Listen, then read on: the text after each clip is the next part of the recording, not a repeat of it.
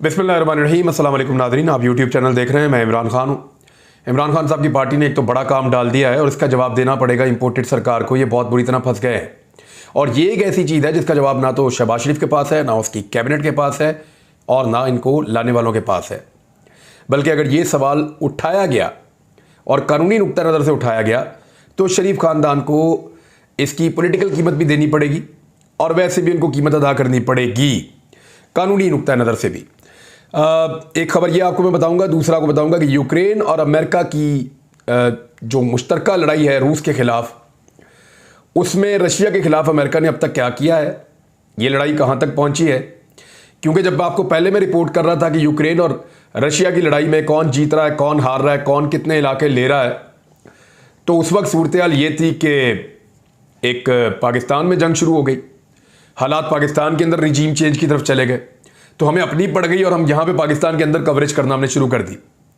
जो यूक्रेन का और रशिया का मामला था इंटरनेशनल, जिसके ऊपर हम रोज़ाना एक वीडियो बनाते थे और देखते थे कि रूस कहाँ तक पहुँचा, यूक्रेन क्या कर रहा है, अमेरिका कहाँ मदद कर रहा है, चाइना किधर खड़ा है, ये जब सारी चीज़ें हम डिस्कस कर रहे थे वो फिर पीछे कहीं रह गया। आज उसकी जो लेटेस्ट अपडेट्स हैं वो मैं आपको बताना शुरू करूँगा आज से और वक्तन फ़वक्तन आपको आगाह करता रहूँगा, थोड़ा थोड़ा करके चीज़ें आपको बताते रहेंगे। इसके अलावा जो है वो एक और ख़बर ये है कि रूसी सदर का एक बहुत बड़ा बयान सामने आया है और इस बयान में भी पाकिस्तानियों के लिए एक बहुत बड़ा पैगाम है, अगर पाकिस्तानी उस पैगाम को रिसीव करें तो पहली खबर शुरू करते हैं। यूक्रेन को अमेरिका और इत्तेहादी ममालिक ने अब तक कौन कौन से हथियार दिए हैं, ये सबसे बड़ी खबर इस लड़ाई के हवाले से मैं आपको बता रहा हूँ। यूक्रेन को हथियारों की फराहमी के लिए बुध को नेटो ममालिक और इत्तेहादी मुल्कों की एक मीटिंग हुई थी, ये जो बुध गुजरा इसमें नेटो के सेक्रेटरी जनरल जेनिस स्टोलनबर्ग ने कहा था कि इत्तेहादी यूक्रेन को भारी हथियार और तवील फासले तक मार करने वाले निज़ाम की फराहमी जारी रखेंगे। 24 फरवरी को रूसी हमले के बाद से यूक्रेन को कम से कम 28 ममालिक से अरबों डॉलर मालियत के हथियार और फौजी साजो सामान मिल चुका है। हथियार फराहम करने में कौन कौन से ममालिक शामिल हैं, ये एक बड़ा सवाल है। यूक्रेन को फौजी इमदाद फराहम करने वाले 28 ममालिक में से 25 नेटो के ममालिक हैं, जिनमें अमेरिका और बरतानिया सरफहरिस्त हैं। सबसे ज़्यादा हथियार ये दोनों मुल्क दे रहे हैं और ये कीव को जदीद तरीन हथियार जैसे कि रॉकेट लॉन्चर सिस्टम और दीगर बहुत सारी चीज़ें फराहम कर रहे हैं। इसके अलावा जो मुल्क हथियार दे रहे हैं उनमें तुर्की, Sweden, Spain, Slovenia, Slovakia, Romania, पुर्तगाल, पोलैंड, नॉर्वे, मकदूनिया और नीदरलैंड, लक्समबर्ग और लिथुआनिया, इटली, यूनान, Germany, France, Finland, Estonia, Denmark, चेक रिपब्लिक, ऑस्ट्रेलिया, बेल्जियम, कनाडा और क्रोएशिया, ये ममालिक इसके अंदर शामिल है जो हथियार दे रहे हैं यूक्रेन को। तो बहुत बड़ी तादाद में ममालिक, जिनमें 25 मुल्क तो नेटो के हैं, 3 नेटो के बाहर के हैं, ये सारे हथियार दे रहे हैं किसको, यूक्रेन को, लड़ने के लिए रशिया के खिलाफ। और जिस पागलपन के साथ ये हथियार दिए जा रहे हैं, ऐसा लगता है कि रशिया को बिल्कुल दीवार के साथ लगाने का प्लान है, लेकिन रूस का भी अपना प्लान है, वो भी आपके सामने मैं रखूंगा। और वो बहुत बड़े दिल के साथ ये लड़ाई लड़ रहे हैं, उन्होंने बहुत सारी फतह हासिल की है। ये हथियार रशिया का क्या बिगाड़ सकते हैं, ये एक बड़ा सवाल है। और रशिया ने क्या जो अचीव करना था वो कर लिया है, इनके ऊपर हम रोशनी डालते जाएंगे वीलॉग्स के अंदर। चीज़ें दोबारा से क्योंकि सामने लेकर आनी है तो थोड़ा टाइम लगेगा। यूक्रेन को कौन से हथियार मिले हैं, ये बड़ा सवाल है। कौन सी ऐसी चीज़ें हैं जो अमेरिका, यूरोप उनको दे रहा है या नेटो दे रहा है कि इनसे आप लड़ो तो रशिया को आप शिकस्त दे सकते हो। तो देखें, टैंक्स वगैरह अब नहीं मिल रहे और टैंक मिलने भी नहीं चाहिए क्योंकि टैंक्स आउटडेटेड हो चुके हैं। हमने गुज़िश्ता साल जब लड़ाई हुई अज़रबैजान की और आर्मीनिया की, तो हमने ये देखा कि टैंक्स का काम ख़त्म हो गया। टैंक्स अब काम नहीं करते। एक ड्रोन जो है वो 10 टैंकों के ऊपर भारी होता है।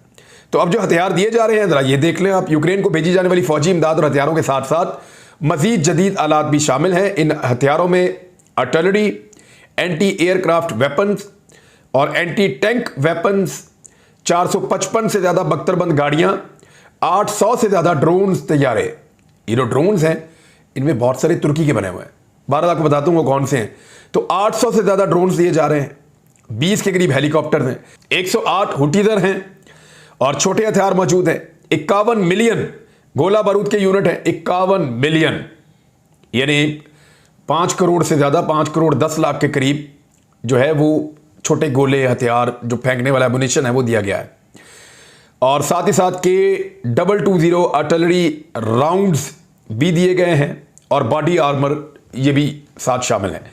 एंटी एयरक्राफ्ट वेपन और एंटी टैंक वेपन कौन से हैं? कंधे से फायर, कंधे पे रख के जो फायर करते हैं लॉन्चर, उसको मैन पैड सिस्टम कहते हैं, वो भी इनको दिया गया है। और इसके अलावा हार्पून एंटी शिप मिसाइल दिया गया है, स्टिंगर मिसाइल दिए गए हैं, जेवलियन एंटी टैंक मिसाइल दिए गए हैं, मिलान एंटी टैंक गाइडेड मिसाइल दिया गया है, चीता एंटी एयरक्राफ्ट मिसाइल दिया गया है, और यूक्रेन के पास ये रखवाए गए हैं सारे हथियार। कुछ शराइत भी हैं इन हथियारों को इस्तेमाल करने के लिए, और वो ये हैं कि ये हथियार कभी भी जाकर रूसी सरजमीन पर नहीं गिरेंगे। अगर वहां जाके गिरते हैं तो फिर रशिया की इन मुल्कों के साथ जंग शुरू हो जाएगी, और ये सारे मुल्क रशिया से नहीं लड़ना चाहते। ये सारे मुल्क चाहते हैं कि यूक्रेन इन मुल्कों के हथियारों के साथ इनकी लड़ाई रूस के खिलाफ लड़े। यही हथियार हम देते हैं, जो वहां पे लड़ने वाले हैं वो यूक्रेनी होने चाहिए, और वो लड़े रूस के साथ, और हम हथियार दे देते हैं। लेकिन रशियंस के साथ हमारी लड़ाई नहीं होनी चाहिए, नौबत नहीं आनी चाहिए।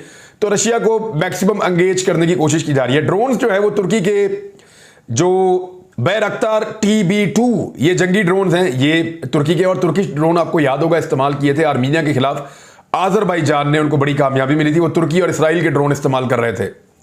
अमेरिका के बनाए गए फैंकस घोस्ट टैक्टिकल ड्रोन्स और पोबा बगैर पायलट के फजाई निजाम ये यूक्रेन के हवाले किए गए ड्रोन्स में शामिल है। हेलीकॉप्टर भी दिए गए हैं, और अमेरिका ने और चेक रिपब्लिक ने यूक्रेन को Mi-24 हमलावर हेलीकॉप्टर भेजे हैं।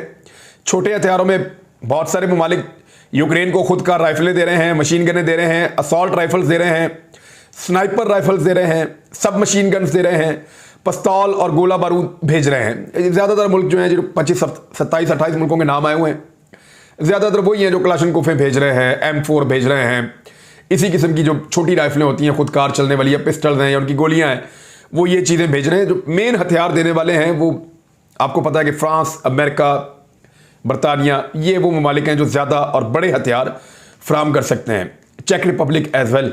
अब इसके अलावा पिछले हफ्ते बरतानिया ने ऐलान किया कि वो यूक्रेन को M270 एक से ज़्यादा लॉन्च करने वाले रॉकेट सिस्टम देगा, जो 80 किलोमीटर तक दूर अपने हदफ को निशाना बना सकते हैं। अब यहां पे तस्वीर भी मौजूद है मेरे पास, जो हथियार दिए गए हैं यूक्रेन को। अमेरिका ने कौन कौन से हथियार दिए, ये सबसे बड़ा सवाल है। तो अमेरिका ने जो टोटल मदद का ऐलान किया है हथियारों की मद में और वैसे भी यूक्रेन के लिए, वो $24 अरब की मदद है। ये बहुत बड़ी रकम है। पाकिस्तान में टोटल जो चाइना की इन्वेस्टमेंट थी वो $46 अरब थी। टोटल इन्वेस्टमेंट पूरा पाकिस्तान का नक्शा बदल सकता है। लेकिन ये सिर्फ लड़ाई के लिए, आप ये देखें, किसी मुल्क को तरक्की के लिए, तामीर के लिए $54 अरब नहीं देंगे। लड़ाई के लिए किसी मुल्क को $54 अरब दे देंगे, वो लड़ाई में इनका बेनिफिट, मुनाफा बहुत बड़ा होता है। और यूक्रेन को ये पैसे फिर वापस भरने भी पड़ेंगे मुख्तलिफ सूरतों में। आज तो वो जंग लड़ रहे हैं, उनको ये चीज़ें चाहिए। तो high mobility artillery rocket system और गोला बारूद ये दिया है अमेरिका ने। 5 दिए हैं आर्टिलरी रडार, 2 फिजाई निगरानी के रडार दिए हैं, 1000 जेवलियंस और 50 कमांड लॉन्च यूनिट्स दिए हैं, 6000 एंटी आर्मर हथियार दिए हैं, 15,000 155 mm आर्टिलरी राउंड्स दिए हैं, 4 Mi-17 हेलीकॉप्टर दिए हैं, 15 टैक्टिकल गाड़ियां दी हैं, और स्पेयर पार्ट्स और दीगर सामान भी उन्होंने साथ फराहम किया है अमेरिका ने। जो यूक्रेन के सदर हैं ज़ेलेंस्की, उन्होंने बारहा मगरबी ममालिक से मुतालबा किया है कि वो यूक्रेन को मजीद हथियार दें और जदीद हथियार दें।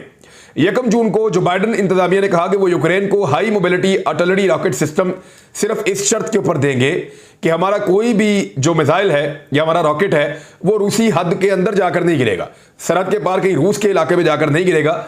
सिर्फ रूसी अफवाज को अगर निशाना बनाना है तो वो यूक्रेन की सरजमीन के अंदर उस रॉकेट को इस्तेमाल करें, वरना ये तो अमेरिका की रशिया के साथ एक नई लड़ाई शुरू हो जाएगी। और उसके अलावा एक हाई टेक रॉकेट लॉन्चर, बहुत बड़ा सिस्टम होता है, वो भी उन्होंने दिया है, जो 80 किलोमीटर की रेंज में अहदाफ को निशाना बना सकता है। अब ये वो हथियार हैं जो दिए गए हैं रूस के खिलाफ यूक्रेन को। रशिया के जो सदर हैं उनका एक बहुत बड़ा बयान है जो मुख्तलिफ मुल्कों के बारे में है। और याद रखिएगा, अभी भी यूरोप रूस से गैस और तेल ले रहा है। रूस ने नई मार्केटें ढूंढ ली हैं जिनमें चाइना, भारत और जो एशियन मार्केट है उसको अब वो कैप्चर कर रहा है और उनको सस्ता फ्यूल दे रहा है। यहाँ पे उसको किराया भी कम पड़ता है, तो इस मार्केट को काबू कर रहा है रशिया, गैस के लिए, फ्यूल के लिए, फ्यूचर की मार्केट के लिए। तो भारत और चाइना तो ले रहे हैं उनसे, पाकिस्तान ने जो है वो बुजदिली दिखाई है, इवन श्रीलंकन दलेर निकले हैं वो भी ले रहे हैं। रूसी सदर का बड़ा बयान ये है कि अमेरिका दलेर हुक्मरानों वाले मुमालिक को धमका नहीं सकता। अब ये बयान उन्होंने किसी के लिए भी दिया हो, लेकिन पाकिस्तान के ऊपर सच साबित होता है। सुने जरा बयान, फिर आप खुद ही फैसला कर लें। मकामी मीडिया रिपोर्ट के मुताबिक रूसी सदर व्लादिमीर पुतिन ने कहा कि रूस के साथ ताउन करने वाले इन ममालिक को ब्लैकमेल नहीं किया जा सकता जिनकी क़यादत मजबूत रहनुमा कर रहे हैं। ये कोई खबर नहीं है कि जो भी ममालिक रूस के साथ काम जारी रखना चाहते हैं और रूस के साथ काम कर रहे हैं वो अमेरिका और यूरोप की जानिब से दबाव का शिकार नहीं है, बल्कि ये एक हकीकत है कि इन ममालिक को अमेरिका की जानिब से ब्लैकमेल किया जा रहा है। यानी इंडिया को, चाइना को, ये सेंट्रल एशिया के मुल्कों को या यूरोपियन ममालिक को रूस के साथ कारोबारी ज़िंदगी आगे बढ़ाने के लिए अमेरिका दबाव में डालता है, और वो ये रूसी सदर कह रहा है। उन्होंने कहा कि जिन ममालिक के रहनुमा मजबूत हैं उन्हें धमकाया नहीं जा सकता, जैसे इमरान खान को वो नहीं धमका पा रहे थे। सदर पुतिन का कहना था कि अमेरिका कभी कभी बराह रास्त धमकियों पर उतर आता है, जैसा कि पाकिस्तान को भी एक साइफर आ गया था। लेकिन इस तरह की ब्लैकमेलिंग का मतलब मजबूत लीडरों के ज़ेरे क़यादत ममालिक के खिलाफ कुछ भी नहीं है, जो अपने मुल्क के अपने कौमी मफादात को दूसरों के मफादात पर फोकियत देते हैं। ये बात इमरान खान ने क्या कहा थोड़े दिन पहले, वही बात की जो आज रूसी सदर कह रहा है। इमरान खान ने कहा कि भाई मैं दुनिया को ठीक करने का ठेका नहीं लिया हुआ था, मैं इस मुल्क का वज़ीर आज़म बना था, यहां पे मुझे वोट पड़े थे, मैंने अपने लोगों के मफाद के लिए काम करना था, या मैं अमेरिका के और यूक्रेन के और रूस के और बाकी मुल्कों के मफाद के लिए काम करता रहता। तो ये बात कर रहे हैं कि जो लोग अपने मुल्क का मफाद देखते हैं, लेकिन इस तरह की ब्लैकमेलिंग का मतलब मजबूत लीडरों के ज़ेरे क़यादत ममालिक के खिलाफ कुछ भी नहीं निकलता, उनको नहीं ब्लैकमेल किया जा सकता। वो अपने मुल्कों के मफाद का सोचते हैं, दूसरों के मफाद का नहीं सोचते। उन्होंने मजीद कहा कि रूस ऐसे ममालिक के साथ इक़्तिसादी ताउन को फ़रोग देगा। यानी ये पाकिस्तान को जो उन्होंने ना किया ना चिट्टा इनकार कि दौड़ जाओ, कोई नहीं है तेल, भाग जाओ यहां से, तुम वही लोग हो ना जिनकी हुकूमत थी पहले और तुम लोगों ने गैस का मुआहदा हमारे साथ नहीं किया था अमेरिका के कहने के ऊपर, और अब तुम आ गए हो तेल लेने के लिए, तो दौड़ जाओ यहां से। तो वो उन्होंने अब प्रैक्टिकली ये बताया है कि ऐसे ममालिक के साथ इक़्तिसादी ताउन करेगा जो मुल्क अमेरिकी दबाव के बावजूद हमारे साथ चलना चाहेंगे और उनके साथ मनसूबों को फ़रोग देगा। रूस इन ममालिक के साथ ताउन जारी रखेगा जो दबाव के बावजूद रूस में अपनी कार्रवाइयाँ जारी रखे हुए हैं। यानी कार्रवाइयों में मुराद है कि तजारत, लेना देना, कारोबार, बाकी सारी चीज़ें उन्होंने जारी रखी हुई हैं। तो ये रशियन प्रेसिडेंट का एक पैगाम है, समझा जाए तो पाकिस्तान के ऊपर बिल्कुल सच साबित होता है। पाकिस्तान तहरीक इंसाफ ने, मैंने जो आपको पहले खबर दी थी, एक बिजली गिरा दी है पीडीएम की हुकूमत के ऊपर, या खासतौर पर शरीफ खानदान के ऊपर। उन्होंने एक खत लिखा है और एक मामला उठा दिया है। तहरीक इंसाफ ने वज़ीर आज़म शहबाज शरीफ के बैरून मुल्क दौरे में मुजरिम बेटे को इजलासों में हिस्सा बनाने का मामला उठा दिया है। दिलीप अब्बास ने सदर पाकिस्तान आरिफ अलवी साहब को और चीफ जस्टिस उमर अता बंदयाल साहब को अलग अलग खतूत अरसाल किए हैं, जिसमें वज़ीर आज़म के बैरून मुल्क दौरे में मुजरिम बेटे को इजलासों का हिस्सा बनाने का मामला उठाया गया है। खत में कहा गया कि 28 अप्रैल को वज़ीर आज़म 3 रोज़ा दौरे पर सऊदी अरब गए। इश्तिहारी बेटे सलमान, शहबाज और हुसैन नवाज सरकारी वफद में दिखाई दिए। अदालतों को मतलूब ये दोनों इश्तिहारी सऊदी वली अहद से भी मिले। दिलीप अब्बास ने कहा कि सलमान शहबाज मनी लॉन्ड्रिंग के मुकदमे में अदालत को मतलूब हैं। हाल ही में सलमान शहबाज के वारंट्स दोबारा जारी हुए हैं। आइन और कानून के पासबान के तौर पर चीफ जस्टिस मामले की तहकीकात का एहतमाम करें। खत में कहा गया कि 2018 में नवाज शरीफ को एवनफील्ड मुकदमे में 10 साल कैद की सजा सुनाई गई थी, जबकि दिसंबर 2018 में अल अज़ीज़िया स्टील मिल मुकदमे में नवाज शरीफ को 7 साल कैद की सजा सुनाई गई थी। उन्होंने कहा कि मुकदमात की अदम पैरवी पर इस्लामाबाद हाई कोर्ट ने नवाज शरीफ को इश्तिहारी करार दे दिया है और वज़ीर आज़म ने सजा याफ्ता मुजरिम से भी मुलाकात की है और अपने हलफ से रूगर्दानी की है। इसहाक डार नामी इश्तिहारी से मुल्की सियासी और माशी मामलात पर मुशावरत की जा रही है। अब ये बड़ा सीरियस इशू है। वो इश्तिहारी है, वो तुर्की के दौरे पे जा रहा है, वहाँ पे स्टेट प्रोटोकॉल ले रहा है। इश्तिहारी है, सऊदी अरब के दौरे पे जा रहे हैं, स्टेट प्रोटोकॉल ले रहे हैं। बरतानिया में इनको मेली स्टेट प्रोटोकॉल रहा है, वहाँ नवाज शरीफ एक मफरूर इश्तिहारी और मुजरिम है, उससे जाके वज़ीर आज़म मिलता है और मुशावरत करता है। और फिर उसके बाद जो है वो इसहाक डार, वो भी एक इश्तिहारी लंबे अरसे से, और वो पाकिस्तान की इकॉनमी के मुशावरत कर रहे हैं। वो हालांकि इसहाक डार को बिल्कुल ही साइडलाइन किया हुआ है, क्योंकि मौजूदा जो आपका मिनिस्टर है फाइनेंस का, उसके इस्टेब्लिशमेंट के साथ बड़े अच्छे ताल्लुकात हैं और इस्टेब्लिशमेंट ही उसको लाने वाली है। और उसको एस्टेब्लिशमेंट ही सपोर्ट कर रही है, जबकि इसहाक डार से एस्टेब्लिशमेंट नाराज है और वो इसहाक डार को बिल्कुल किसी किस्म के मामले के अंदर नहीं आने देना चाहते। ये एक जंग पार्टी के अंदर भी चल रही है, आने वाले दिनों में ये साबित हो जाएगी। मैं आपको बता दूं, मौलाना फजलुर रहमान साहब के लिए अच्छी खबरें नहीं हैं, क्योंकि मेरे हाथ कुछ चीज़ें लगी हैं, उनको मैं स्टडी कर रहा हूं। करने के बाद बहुत जल्द आपको बताएंगे कि मौलाना फजलुर रहमान के लिए कितने बड़े बड़े सवालात खड़े होने वाले हैं। अब तक के लिए इतने, अपना ख्याल रखिएगा, अपने इस चैनल का भी। अल्लाह हाफिज़।